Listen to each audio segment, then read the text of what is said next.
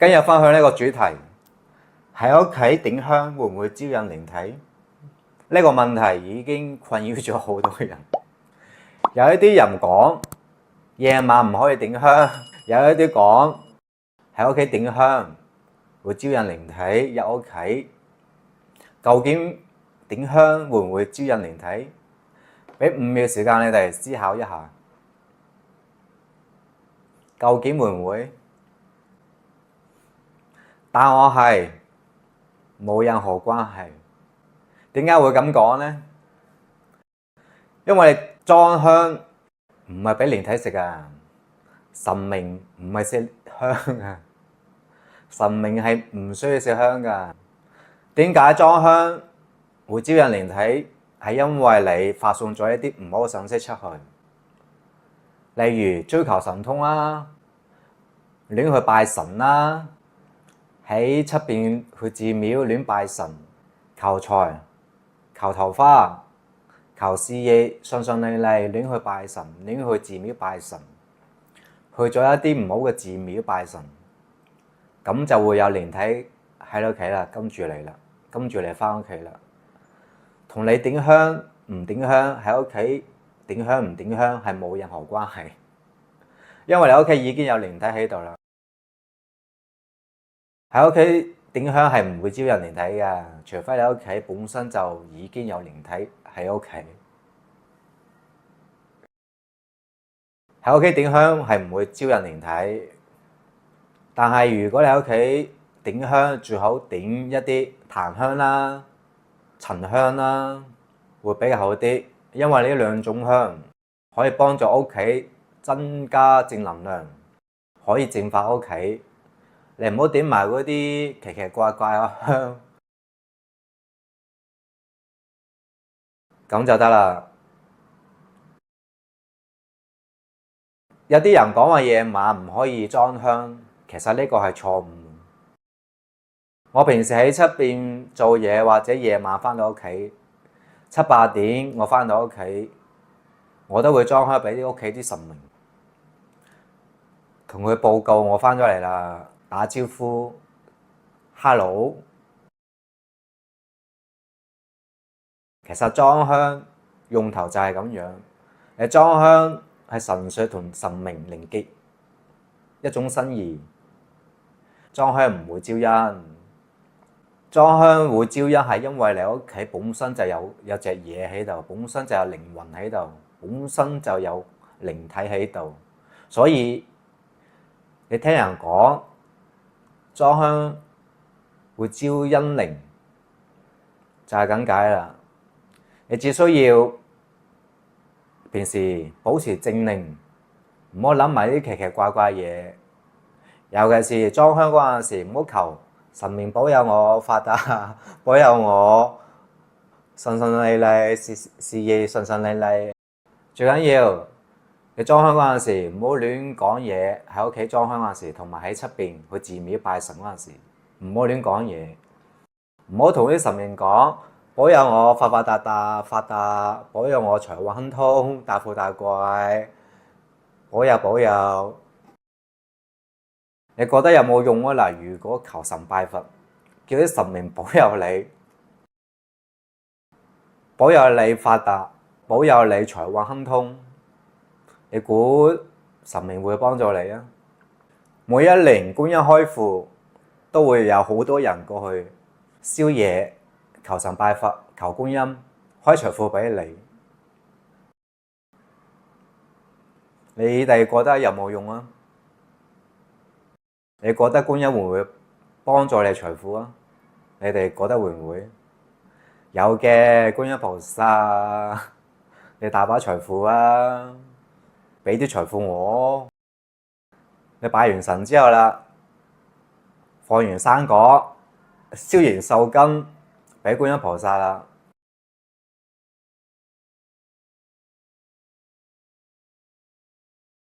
然之後叫觀音菩薩幫你轉賬一啲地球上嘅錢銀俾你，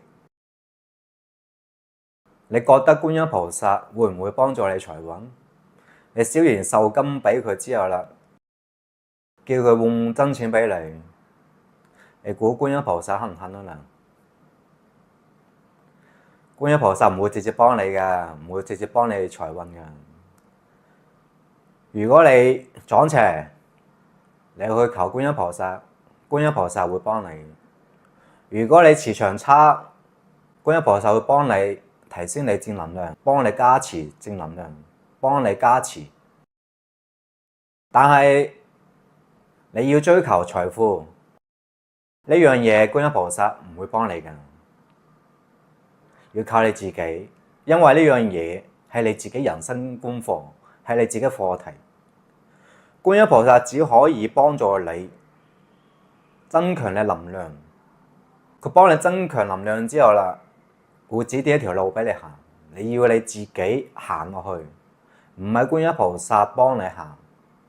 呢樣嘢先係正順，先係正確，唔係裝完香，唔係喺寺廟裝完香之後啦，求觀音菩薩幫助你財運，咁樣係唔得㗎。要靠你自己呢樣嘢，財富要靠你自己去行動。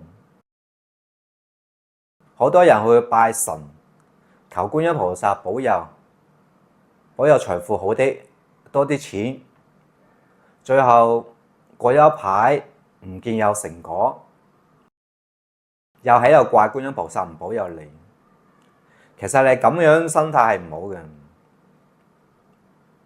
觀音菩薩只可以幫助你提升你能量，其他嘢要靠你自己去行動。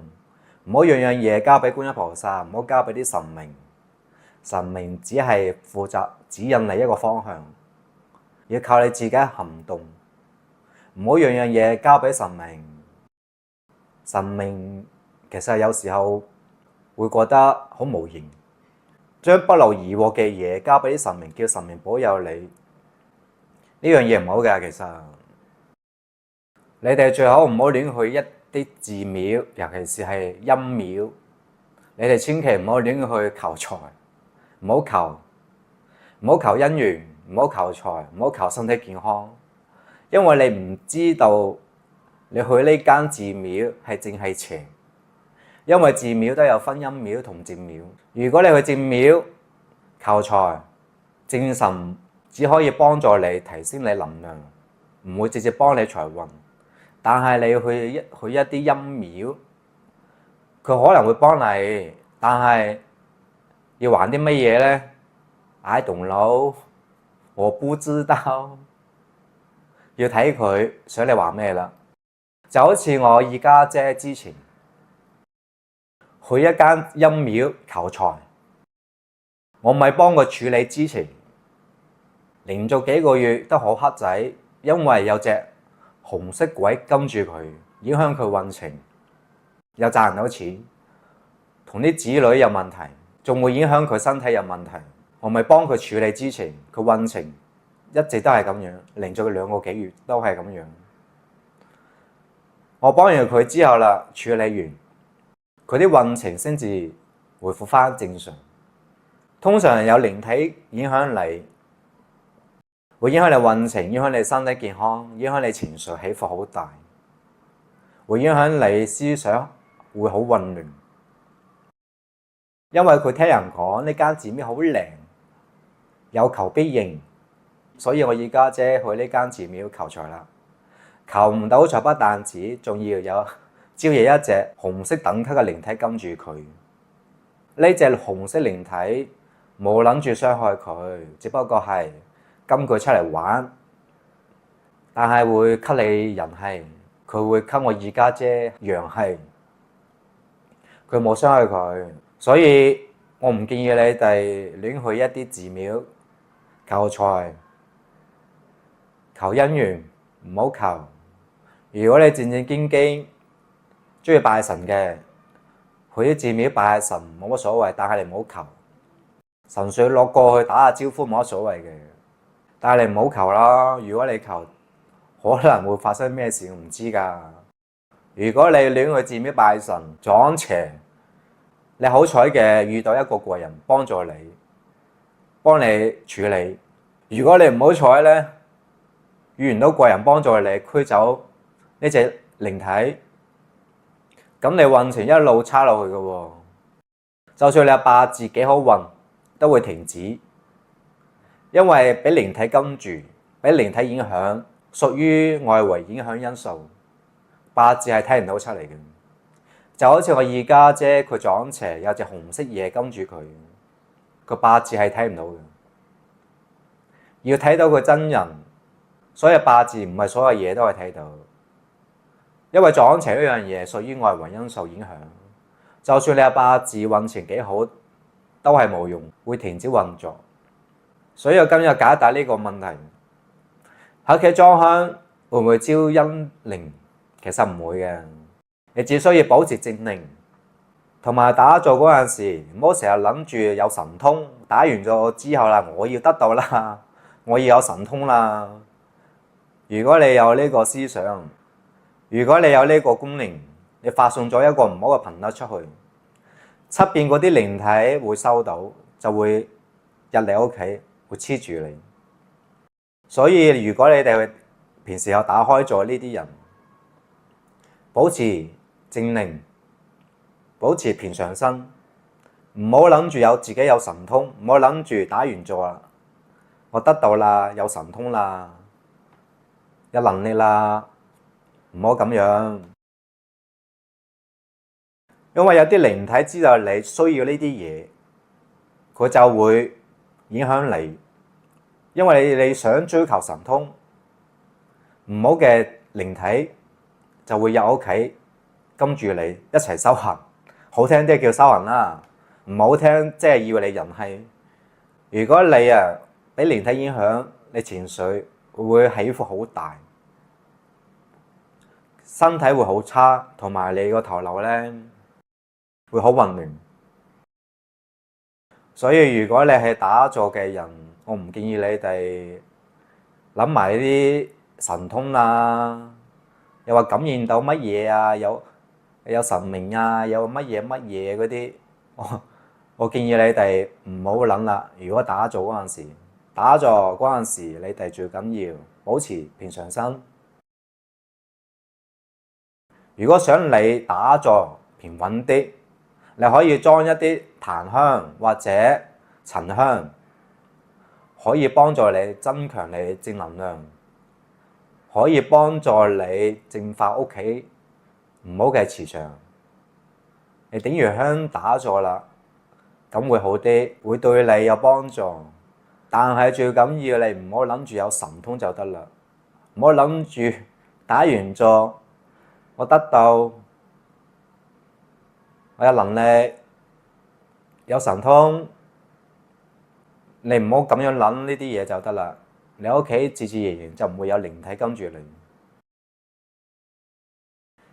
下一條影片再見，拜拜。